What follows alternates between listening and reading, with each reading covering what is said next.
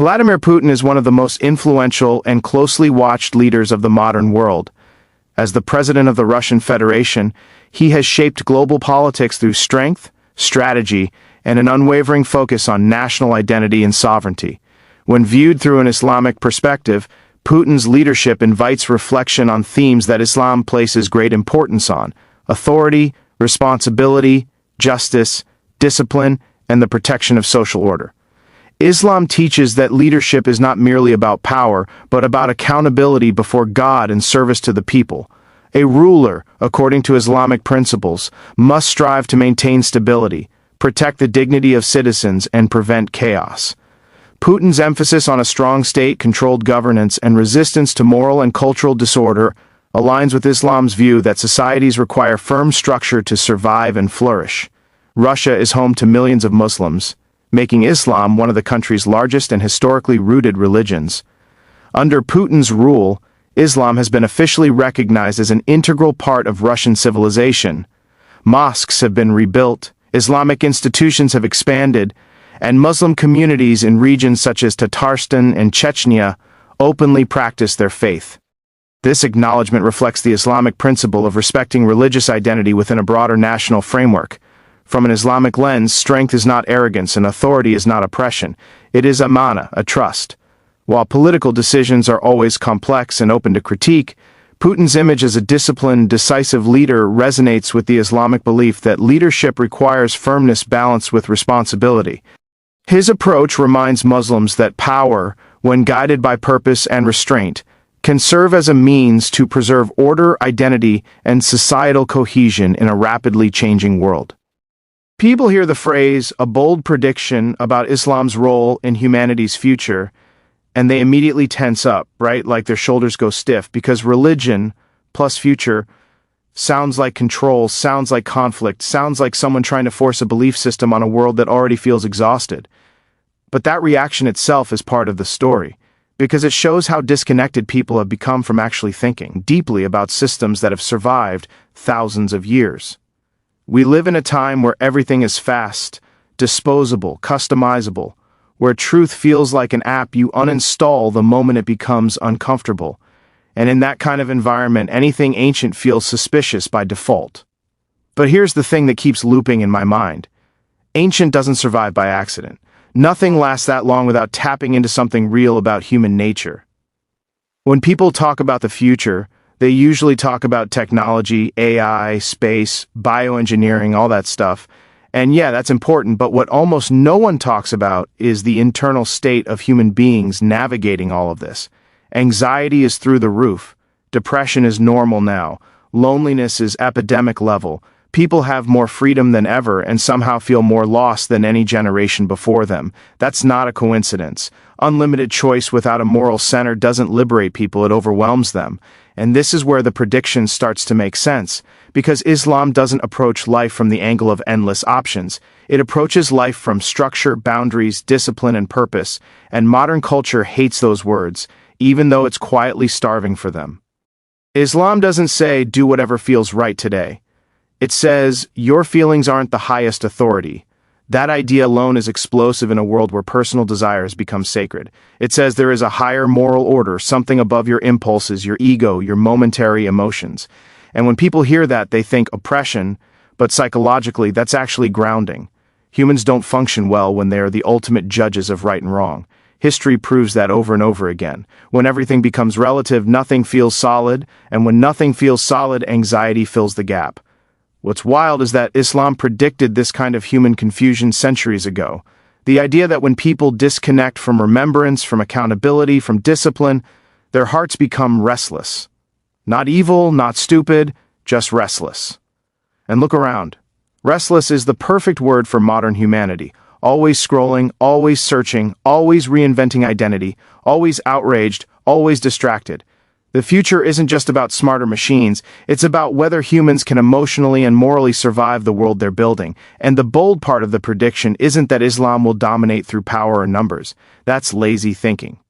The bold prediction is that as systems collapse under their own contradictions, people will start paying attention to frameworks that don't rely on trends or moods.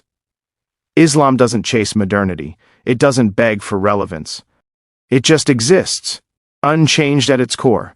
And that's either terrifying or fascinating depending on how honest you are about the state of the world, because when chaos becomes the norm, stability starts looking revolutionary, and when people finally admit that freedom without discipline is just another form of slavery, they begin looking for something that doesn't bend every time the cultural wind shifts. Something that says there is meaning beyond consumption, beyond validation, beyond the self, and once that door opens even a little, the conversation about Islam stops being theoretical and starts becoming deeply personal, because then it's no longer about politics or headlines, it's about why so many people feel empty in a world that promised them everything and delivered confusion, and why a system built on prayer, restraint, accountability, and unity still speaks to something ancient inside the human psyche.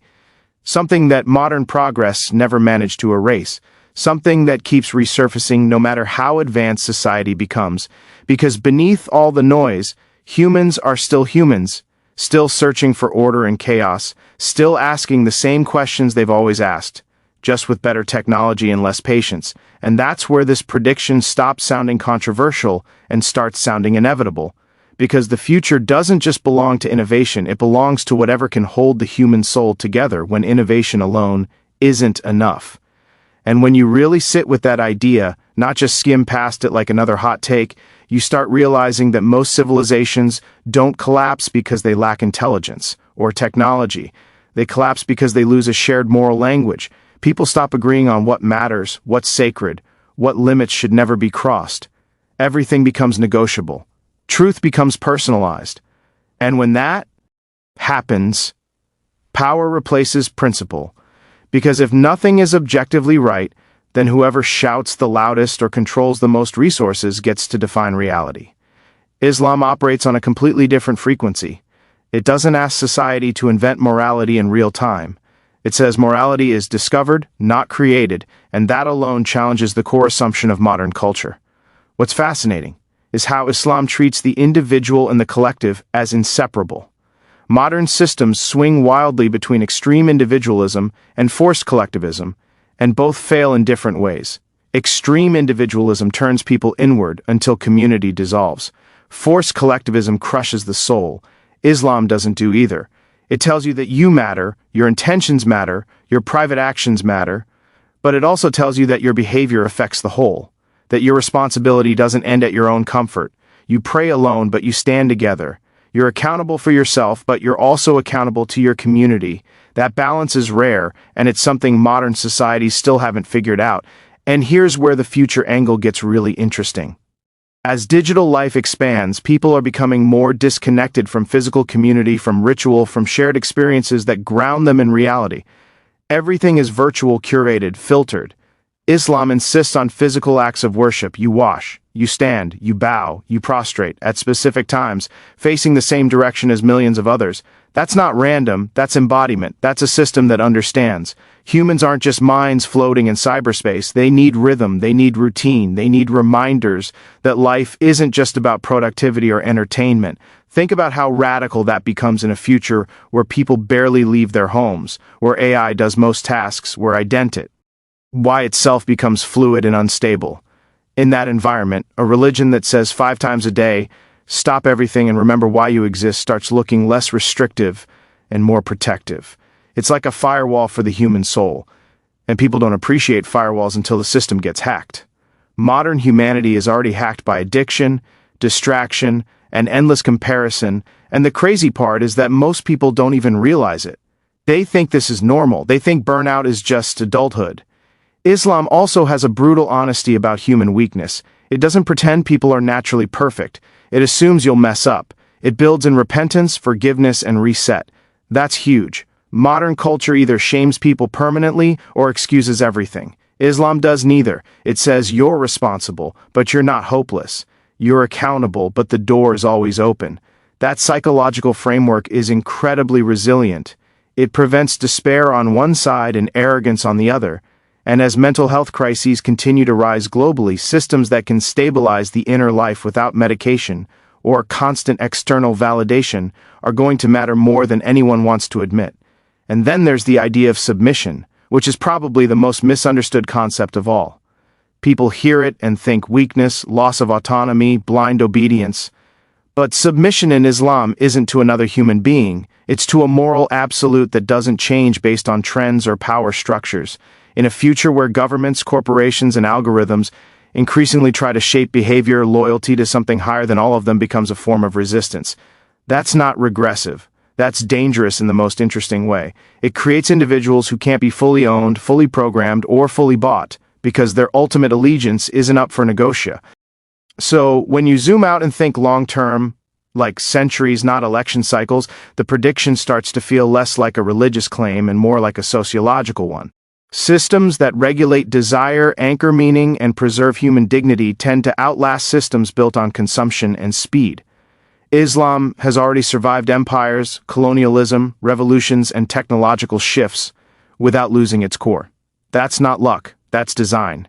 And in a future where everything else feels temporary, where identities are constantly rewritten, where truth feels unstable, anything that offers permanence starts pulling people toward it, not because they're forced, but because they're exhausted, because at some point humanity stops asking, "What can I do?"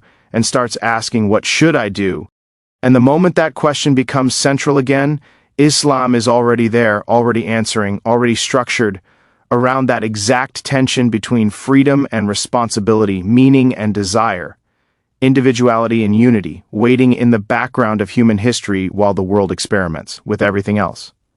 And you can't ignore how deeply this connects to power, not political power in the usual sense, but inner power, the kind that lets a person stay grounded when everything around them is unstable.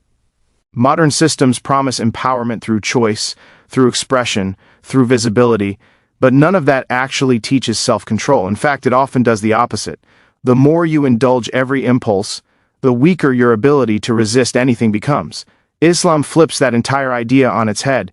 It says real strength is restraint, real freedom is mastery over the self. And that's a message that sounds almost offensive to a culture built on instant gratification, but it's also a message that keeps proving itself true across time and psychology. Fasting is a perfect example. On the surface, it looks irrational, even unhealthy to people who've never tried it seriously.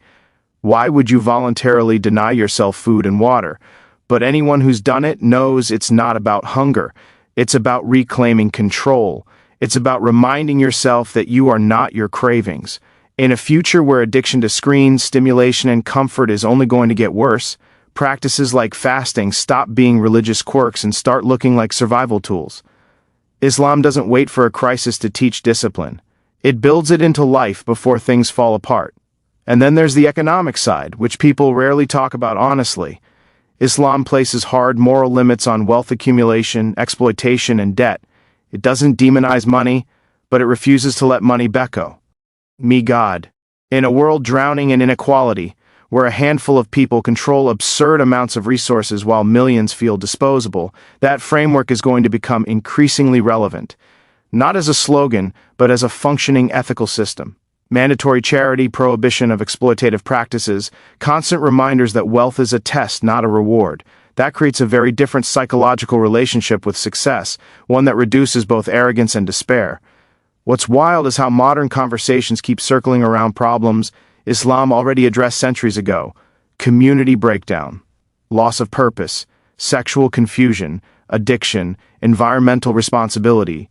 Islam doesn't treat these as isolated issues, it sees them as symptoms of imbalance, of humans placing themselves at the center instead of something higher. And whether people like that explanation or not, it keeps lining up with reality. When the self becomes the ultimate authority, the self collapses under that weight. Humans weren't designed to carry that kind of moral sovereignty alone. The future is also going to force hard questions about identity, when biology can be edited, when virtual realities feel more real than physical life, when social roles are constantly shifting. What anchors a person? Islam anchors identity in servitude to God, not in gender, race, class, or profession. That doesn't erase those things, but it stops them from becoming ultimate. In a future where identity crises become the norm rather than the exception, that anchoring could be the difference between coherence and fragmentation. People don't just need freedom to define themselves, they need limits that keep the self from dissolving entirely. And here's something that really messes with people's assumptions. Islam doesn't need to modernize to survive the future. That's the opposite of how most institutions operate. It doesn't update its core beliefs to stay relevant. It expects humans to mature into them. That's a bold stance. It assumes that truth isn't something we outgrow, but something we grow into. And if you believe that human nature hasn't fundamentally changed, that we're still driven by fear, desire, ego, and longing, just with better tools, then a system that was designed around those constants suddenly makes a lot of sense. You also can't separate Islam from its emphasis on remembrance, constant remembrance. Modern life is built around forgetting. Forgetting death, forgetting limits, forgetting consequences. Islam keeps death close, not in a morbid way, but in a clarifying way. It reminds you that time is finite, that actions echo beyond the moment. In a future obsessed with longevity, biohacking, and digital immortality, that reminder becomes even more radical. It cuts through the illusion that more time automatically equals more meaning. It forces a different question: what are you doing with the time you actually have?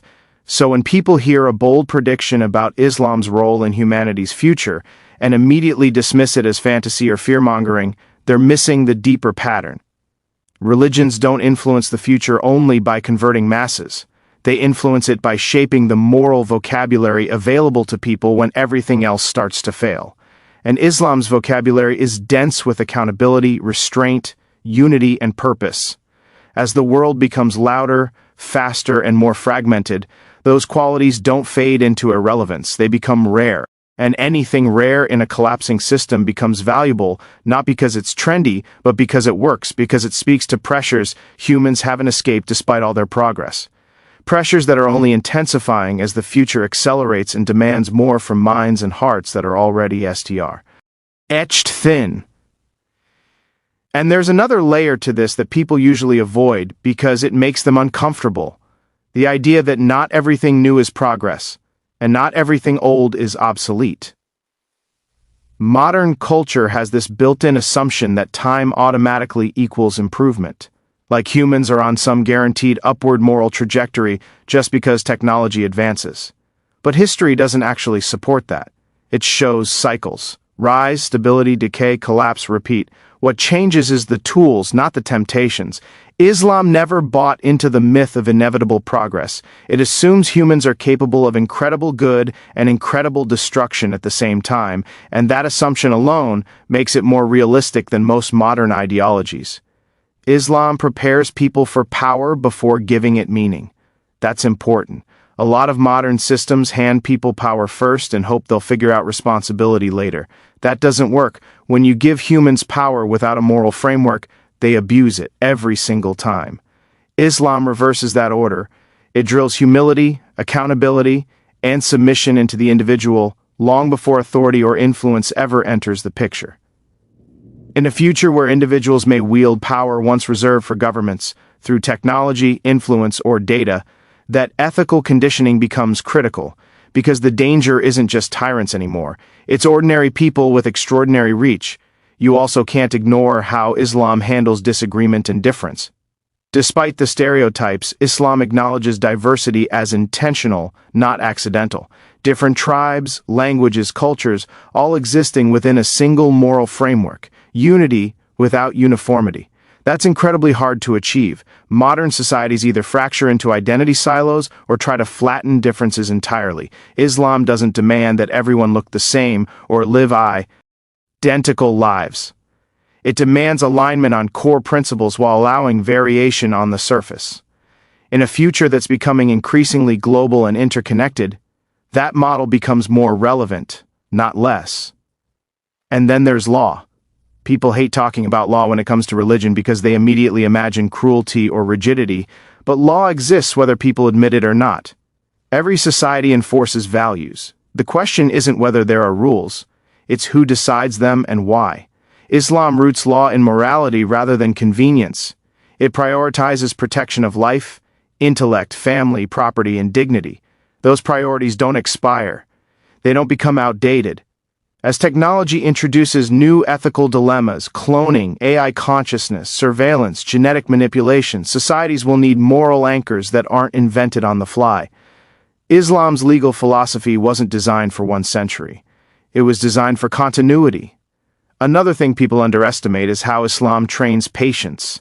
Modern life is built around immediacy, instant results, instant outrage, instant validation. Islam is slow by design. It stretches actions across time. Daily prayer, yearly fasting, lifetime commitments. That slowness is actually a form of resistance against impulsive behavior. In a future driven by algorithms designed to hijack attention and provoke reaction, any system that trains humans to pause, reflect, and delay gratification is going to stand out as protective rather than restrictive. And there's something deeply subversive about Islam's relationship with success. It doesn't measure a person by output alone, it measures intention. Two people can do the same action, and one is elevated while the other is not, based purely on inner state. That messes with modern productivity culture, which only values what can be quantified. In a future where humans compete with machines that outperform them in speed and efficiency, systems that value intention over output will preserve human dignity in a way performance-based models never can. Islam also refuses to let suffering be meaningless. It doesn't romanticize pain, but it doesn't reduce it to randomness either. It frames hardship as a test, a purifier, a real part of the human experience. Modern culture either tries to eliminate all discomfort or medicates it into numbness. Neither approach prepares people for reality. Suffering is unavoidable. The difference is whether it destroys you or shapes you. Islam offers a narrative where pain has context, where patience isn't passive but powerful. As the future brings climate stress, displacement, economic instability, that narrative becomes psychologically stabilizing. So when you step back and look at the long arc, the prediction about Islam's role in humanity's future stops sounding mystical and starts sounding practical. It's not about domination, it's about durability. It's about which systems produce humans who can survive pressure without losing their humanity. Technology will keep accelerating, social norms will keep shifting. But the human nervous system hasn't upgraded. Anxiety, fear, desire, ego, those remain constant. Islam speaks directly to those constants. It doesn't flatter them, it disciplines them. And in a future that will demand more resilience than any generation before, that discipline could quietly become one of the most valuable currencies on the planet. Not because it's loud, not because it forces itself into the spotlight, but because when everything else feels unstable, people naturally gravitate toward whatever helps them stand still in the middle of the storm. And there's something else that almost never gets talked about in these conversations: the way Islam treats truth itself. Modern culture treats truth like a negotiation, like something flexible that adapts to consensus or emotion. If enough people feel a certain way, it becomes true. Islam doesn't operate on that logic. It treats truth as independent of human approval. Whether people like it, reject it, ignore it, or misunderstand it, truth remains truth.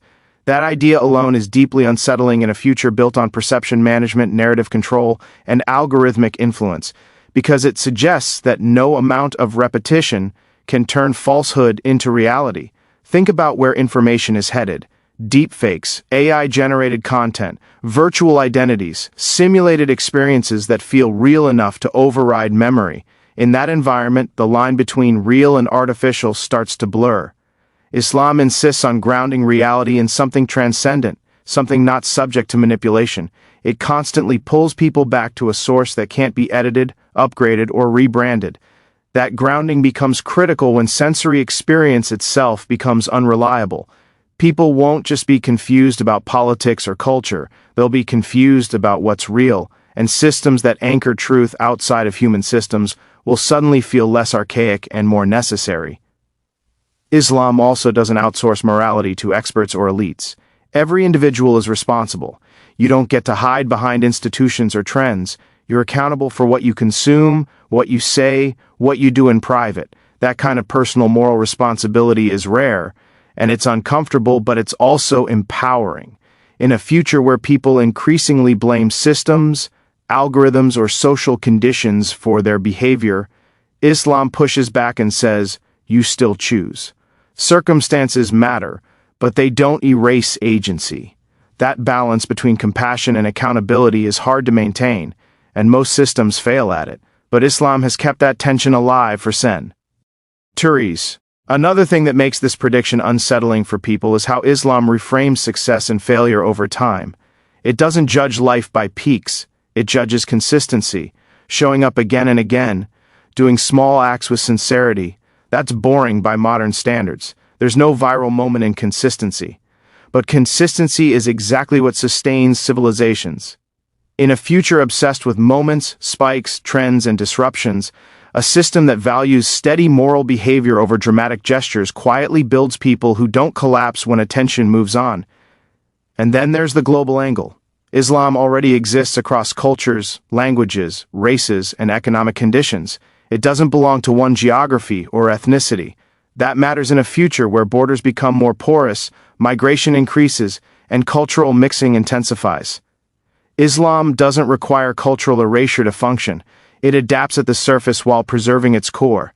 That flexibility without dilution is rare. Most systems either fracture or dissolve when they expand.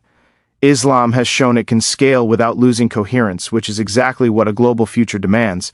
There's also the relationship Islam has with nature, which is surprisingly relevant. It treats humans as stewards, not owners. You don't dominate the earth. You're responsible for it. Waste is condemned. Excess is discouraged. Balance is emphasized. Modern environmental movements often frame responsibility as a trend or political identity. Islam frames it as worship. That's a deeper motivator. When responsibility is tied to accountability beyond human courts, behavior changes at a more fundamental level. As environmental crises escalate, systems that motivate restraint without relying on enforcement become increasingly valuable. And you can't ignore how Islam handles death. Modern society hides it, delays it, distracts from it. Islam confronts it regularly, remembers it daily, not to create fear, but to create perspective. In a future chasing immortality through technology, that grounding could be a corrective force. When death is acknowledged, life becomes sharper. Choices matter more, ego shrinks. When death is denied, people either panic or numb themselves. Islam doesn't let either extreme take over. It integrates death into life in a way that stabilizes the psyche. So when people hear a bold prediction about Islam's role in humanity's future and assume it's about numbers or dominance, they're missing the deeper mechanism. Influence doesn't always look like control. Sometimes it looks like providing the language people reach for when their own systems stop making sense.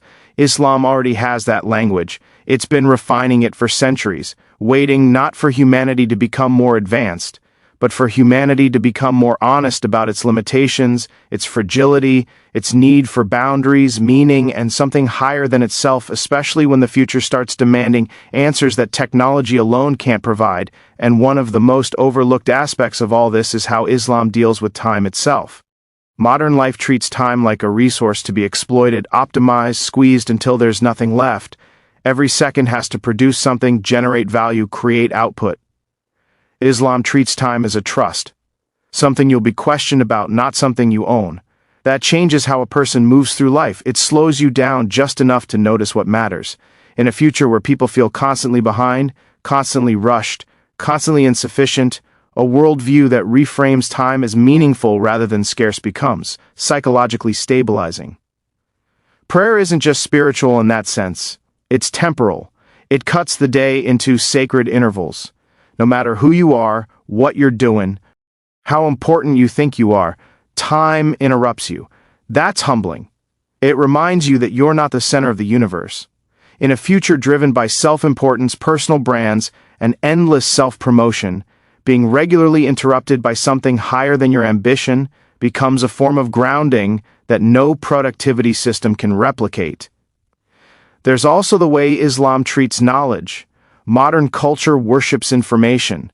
More data, more access, more content. Islam prioritizes wisdom over accumulation. Knowledge without action is considered a burden, not a virtue. That's a brutal standard. It means you're accountable for what you know. In a future where people consume endless information without integrating any of it, that standard becomes confrontational. It forces a question most people avoid. What have you actually become as a result of what you know? And then there's humility. Not performative humility, not social media humility, but actual recognition of limits. Islam constantly reminds humans that they don't see the full picture, that there is a wisdom beyond immediate understanding. Modern culture struggles with that idea because it equates not knowing with weakness. But real resilience comes from accepting uncertainty without losing direction. As the future introduces problems too complex for any one person or ideology to solve, humility stops being a flaw and starts being a survival trait. Islam also does something unusual with power structures. It decentralizes spiritual authority. There's no single human figure who represents God on earth. That matters. It limits corruption. It prevents blind obedience to individuals. In a future where charismatic leaders, influencers, and AI-generated personas can manipulate masses, a system that insists your relationship with the divine is personal, direct, and not owned by anyone else becomes quietly resistant. To control. That resistance isn't loud, it's internal, and internal resistance is the hardest to break. Another layer people underestimate is how Islam frames struggle. Life isn't supposed to be easy. Struggle isn't a glitch, it's the point. That framing alone reduces shock when hardship comes. Modern culture sells comfort as the default and treats difficulty as failure. That sets people up for collapse when reality hits. Islam prepares people for difficulty before it arrives. It normalizes effort, patience, endurance. In a future defined by rapid change, instability, and pressure, people trained to expect struggle are less likely to break under it. And then there's the emphasis on intention again, which keeps coming back because it's central. Islam judges actions by intention, not just outcome. That's huge in a world obsessed with results. In the future, outcomes will be increasingly influenced by systems beyond individual control. Algorithms decide reach, machines decide efficiency, markets decide value. If human worth becomes tied only to outcomes, most people lose. Islam protects human dignity by locating value in intention, something no machine can replicate or measure. So when you think about Islam's role in the future, it's not about competing with technology. It's about compensating for its side effects. Technology amplifies human capacity, but it also amplifies human weakness. Islam was built with human weakness in mind. It doesn't assume people will behave well if given enough freedom or comfort. It assumes they need guidance, reminders, boundaries. That assumption might sound pessimistic, but it's actually compassionate because it meets humans where they are instead of where ideologies wish they were. And as the future keeps accelerating, as life becomes more abstract, more virtual, more detached from physical and communal reality, systems that embodiment, discipline, remembrance, and accountability become anchors. Not because they're nostalgic, but because they address parts of the human condition that don't evolve at the same pace as technology. The body still needs rhythm. The mind still needs meaning. The soul still needs orientation. Islam speaks to all three simultaneously, without apology, without dilution, without rushing to keep up, standing there like a reference point while the world spins faster around it. And here's where it gets even more intense. You start looking at modern society, and you see everyone chasing novelty for its own sake, trends, attention, likes, validation, distraction, constant dopamine hits. And for a long time, it works superficially. People feel busy, entertained, stimulated, but underneath it all, there's emptiness. That emptiness doesn't go away just because technology gets faster. In fact, it grows. Faster communication, more information, more influence, more comparison only amplifies the sense of lack. That's exactly the point where a system like Islam becomes more than just a religion. It becomes a framework for surviving the internal vacuum that modernity creates. And it's subtle. It doesn't scream, it doesn't demand conversion. It quietly exists as a map. It tells people, you can be guided by principles that aren't dependent on temporary trends or the latest cultural fad. You can live a life where actions have weight beyond immediate gratification.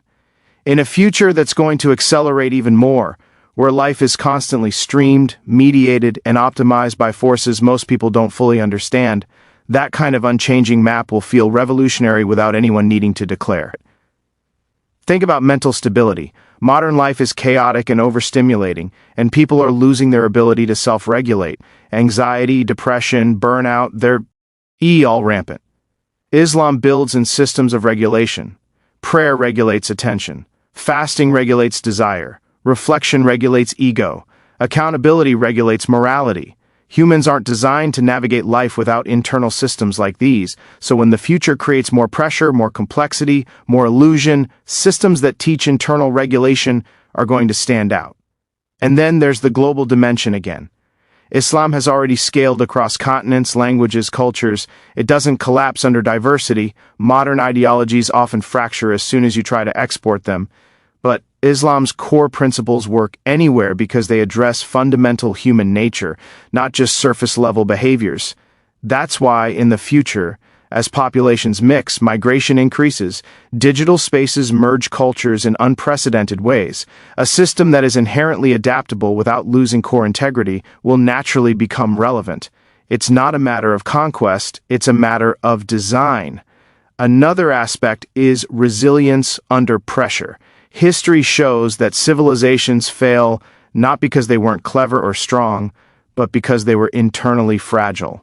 Internal moral and social cohesion breaks down. Islam invests in internal cohesion at the individual level, then scales it collectively. You pray alone, you act morally alone, but your actions ripple outward. That ripple effect stabilizes communities in ways modern ideologies rarely account for. And in a future where social structures are under unprecedented stress, resilience will be priceless. And you can't underestimate the psychological comfort it provides. Humans have always sought meaning in chaos. Modernity removed almost all natural anchors, rituals, shared stories, communal frameworks, and replaced them with distraction and entertainment. People can't escape themselves through technology forever.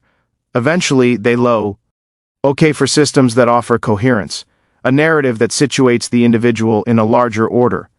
Islam provides that, not artificially, not as propaganda, but as a lived framework that's been practiced for centuries. Then there's the predictive power of its moral design.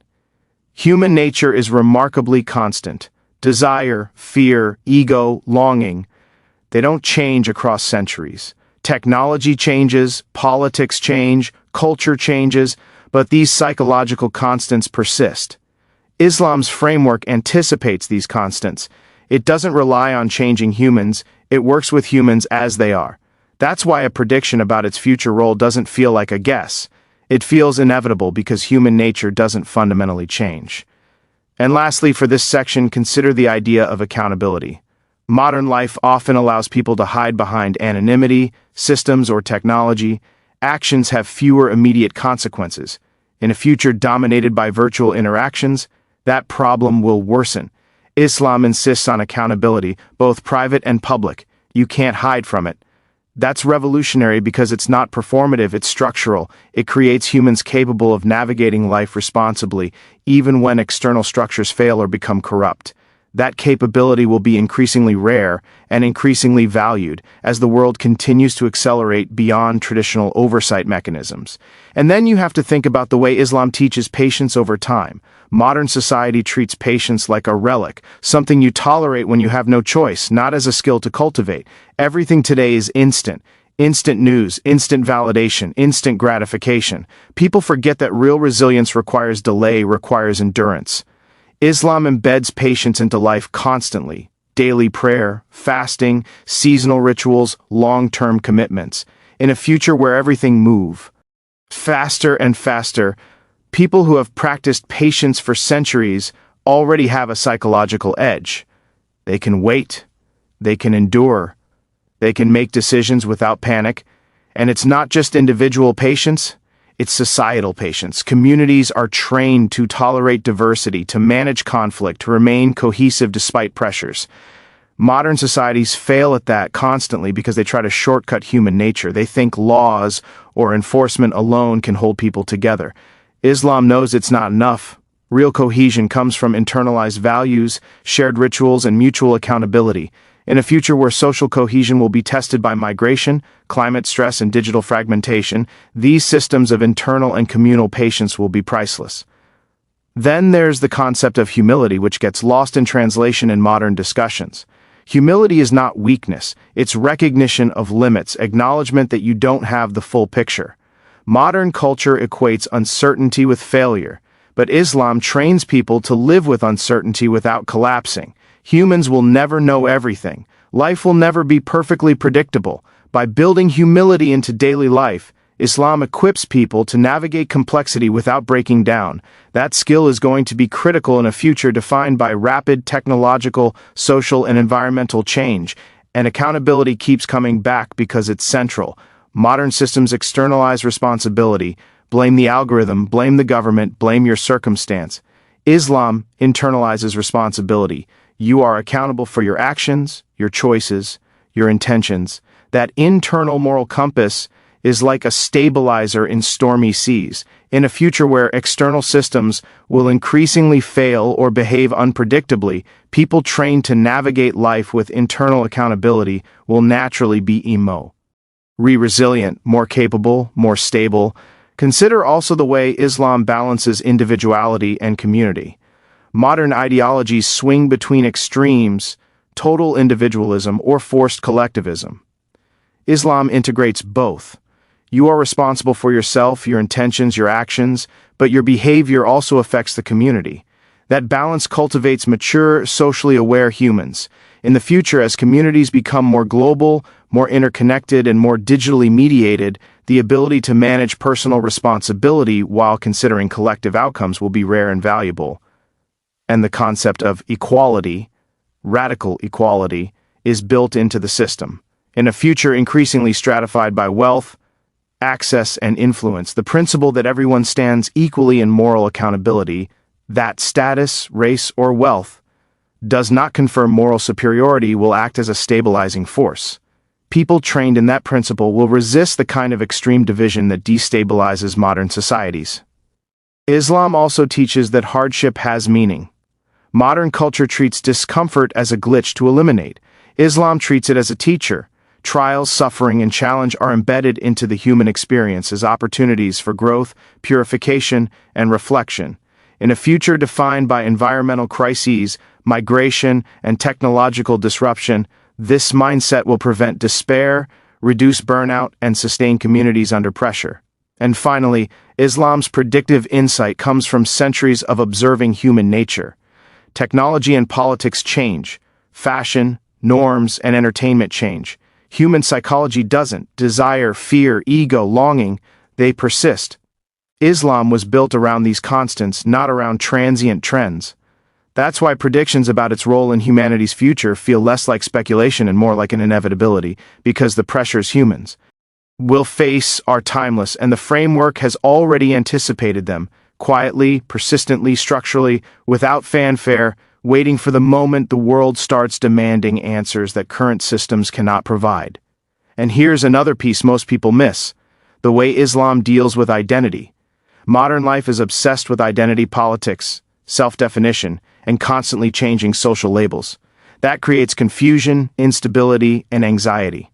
Islam doesn't erase identity. It acknowledges language, culture, and background, but it places them within a higher framework. Your ultimate identity isn't defined by status, race, or personal achievement. It's defined by your alignment with moral principles, with purpose, with accountability. In a future where identity will be increasingly fluid, virtual, and decentralized, having a grounding in values that transcend surface differences will be a stabilizing force. And this links to belonging. Humans naturally crave community, coherence, and recognition. Modern life offers superficial communities, likes, followers, fan groups, but these lack depth, moral grounding, and shared responsibility. Islam offers belonging that is deeply structured. You participate in rituals, follow shared ethics, and contribute to the community in meaningful ways. That structure produces psychological safety even under stress. In a future dominated by digital relationships and fragmented social networks, systems that produce authentic belonging will become increasingly attractive and resilient. There's also the issue of moral clarity. In a world of moral relativism, people are constantly unsure what is right or wrong. That uncertainty leads to inaction, frustration, and exploitation by those who manipulate narratives. Islam provides a clear moral framework that integrates law, ethics, and personal accountability. That clarity becomes invaluable in a future where ethical dilemmas will multiply, from AI decision-making to genetic engineering to environmental crises. People trained to navigate life with a moral compass will stand out, not because they dominate, but because they can make coherent decisions in chaotic circumstances.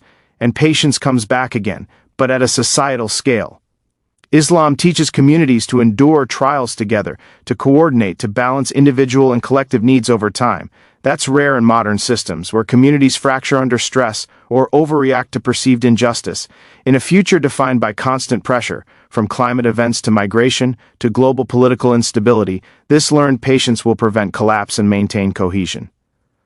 Another layer is the treatment of wealth and resources.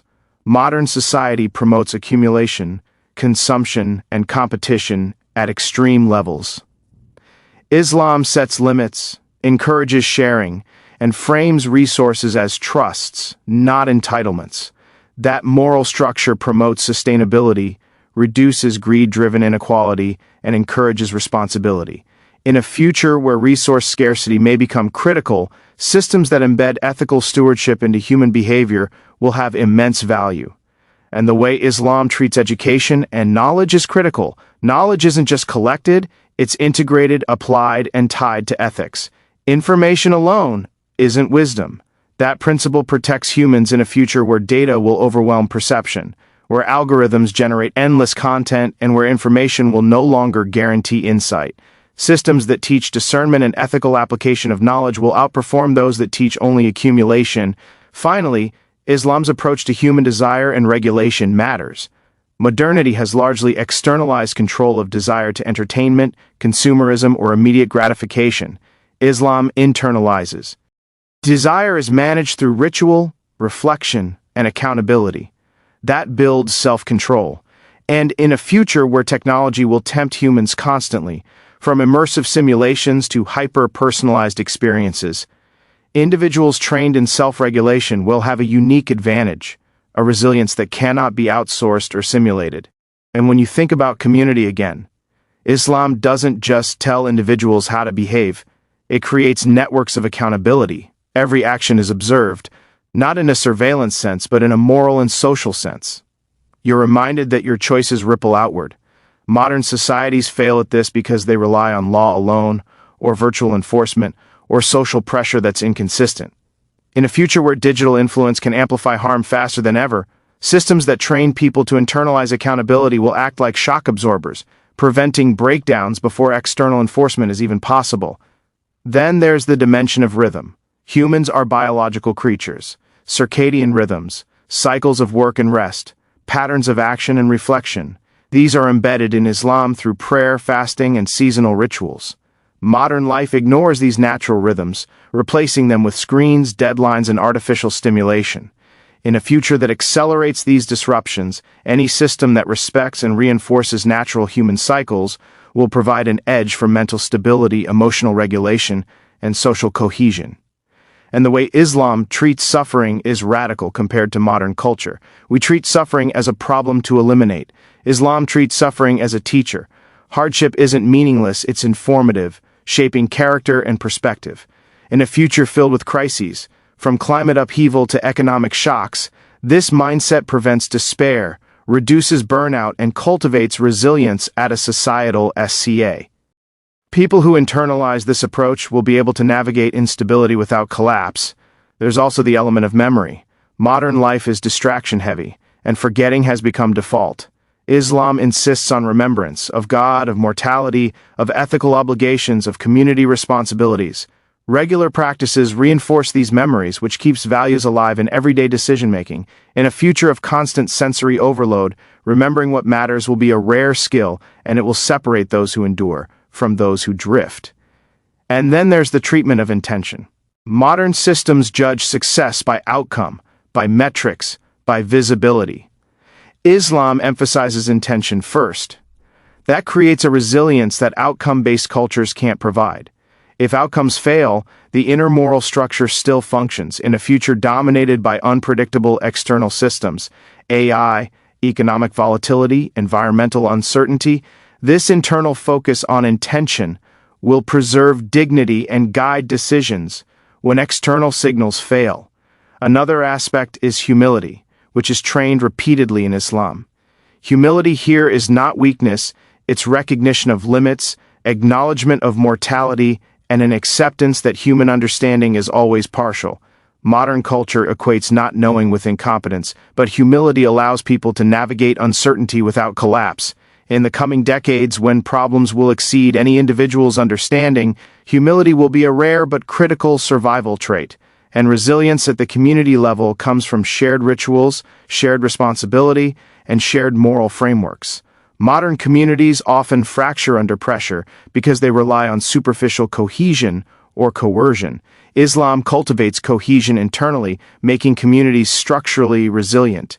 In a future of migration, environmental stress, and technological transformation, communities built on these principles will adapt more successfully than those relying solely on convenience or coercion. Finally, for this section, consider how Islam bridges individual and collective success. It doesn't isolate one from the other. Individual moral development directly benefits collective stability. That integration creates feedback loops of accountability, ethics, and cohesion that modern systems rarely achieve. And as the future grows more complex, with systems of influence, technology, and interconnected risks, these feedback loops will become indispensable, quietly guiding humans to survive pressures that would overwhelm purely individualistic or purely collective structures. And another thing people miss is how Islam positions humans in relation to time and history. Modern life treats time as linear, disposable, something to optimize or monetize. Islam embeds humans within a larger temporal framework. Life is finite, actions have consequences, and patterns of behavior echo across generations. That long-term perspective teaches foresight and responsibility in a way modern culture rarely does. In a future where decisions have far-reaching consequences, climate, technology, societal structures, humans who are trained to consider long-term effects will naturally make more sustainable choices. Then there's the emphasis on ethical consistency. Modern systems are reactive. Ethics shift based on public opinion, market forces, or convenience. Islam teaches that principles are constant. Actions are judged by a framework that doesn't bend for trends or popularity. That consistency becomes increasingly rare in a world of constant change. In the future, when societies are destabilized by rapid technological, social, environmental shifts, having a moral framework that remains intact will allow communities and individuals to navigate uncertainty without moral collapse. And consider the integration of individual and collective responsibility again. Modern culture often separates the personal from the social. You're either focused on yourself or forced into collectivism. Islam integrates both. You're responsible for your intentions, actions, and growth, but those actions ripple into the community. That dual accountability builds resilience, cooperation, and stability, which will be invaluable in a future marked by complexity, interdependence, and global crises. Then there's ritual as a stabilizing factor. Prayer, fasting, charity, pilgrimage, all of these create predictable patterns that structure daily and annual life. In a future dominated by unpredictability, those rituals will serve as anchors. Humans thrive with patterns. Even the brain itself responds better when life has rhythm. Islam embeds that rhythm systematically, without relying on external enforcement, making it a deeply sustainable model. And humility keeps returning because it's essential. Life will always confront humans with uncertainty, challenges, and limitations. Modern culture often treats this as failure or weakness. Islam treats it as opportunity for growth, reflection, and perspective. That mindset will become increasingly critical in a future where technological, environmental, and societal pressures will challenge human assumptions constantly. Then consider knowledge and application. Modern education emphasizes acquisition. Islam emphasizes integration. Knowledge without action is incomplete. This creates humans capable of ethical application, not just accumulation. In a future flooded with information, distinguishing useful, applied knowledge from noise will be a survival skill. Systems that cultivate that will naturally influence outcomes, even quietly, without needing to dominate. And the ethical regulation of desire is key. Modernity externalizes desire, entertainment, consumption, instant gratification. Islam internalizes it, teaching humans to govern themselves. That skill will matter more than ever in a future where technology constantly exploits impulses. People trained in self-regulation will navigate temptation, distraction, and manipulation with resilience, preserving mental stability and moral integrity. Finally, the prediction's boldness isn't about conquest. It's about durability, internal cohesion, and relevance. Systems that survive future pressures are those that anticipate human constants, desire, fear, ego, longing, while providing tools to navigate them responsibly. Islam was designed around these constants. Technology, politics, trends, they'll fluctuate, but human nature remains remarkably consistent. That's why this prediction feels inevitable, because it aligns with unchanging patterns of the human psyche. And then there's the element of global applicability. Modern ideologies often fracture when expanded beyond their origin culture. Islam, despite misconceptions, has historically functioned across continents, languages, and ethnicities. Its core principles are adaptable at the surface but immutable at the core. That scalability without losing integrity is going to be critical in a future where populations are mobile, cultures increasingly mix, and digital spaces flatten geography.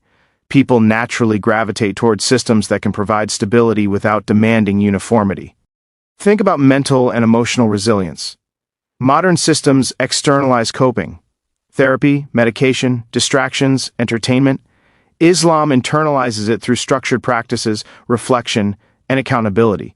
That creates individuals and communities capable of withstanding crises without external props.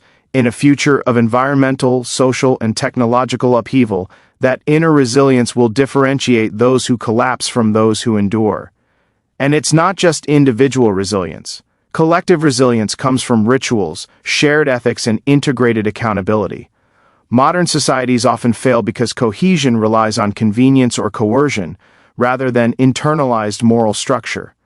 Islam trains people to uphold the collective while honoring individuality. That balance is rare, and it becomes increasingly valuable as global pressures rise. There's also the role of intention over outcome. Modern culture prioritizes visible success and measurable results. Islam judges by intention, which preserves dignity and moral guidance even when external circumstances fail. In a future dominated by algorithmic, economic, and environmental unpredictability, internal measures of value will be more sustainable than any external metric.